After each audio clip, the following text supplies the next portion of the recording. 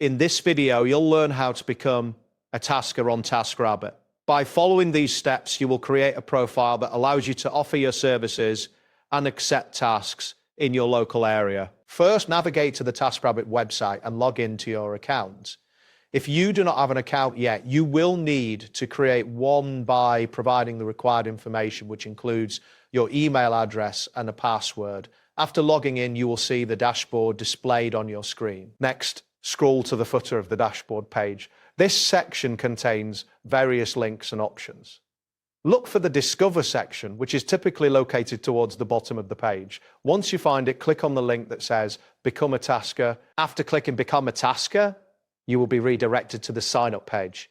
This page is where you will create your Tasker profile. You will see fields where you can enter your personal details, including your name, email address, and phone number.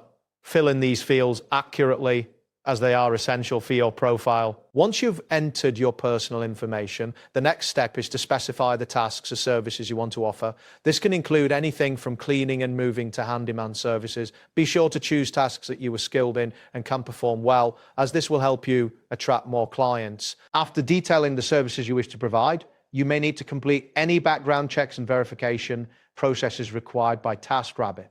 This step is crucial for ensuring the safety and trust of both you and your potential clients. Follow the prompts on the screen to submit any necessary information for this verification. Once your profile is approved, you will be notified and you can start accepting tasks in your area.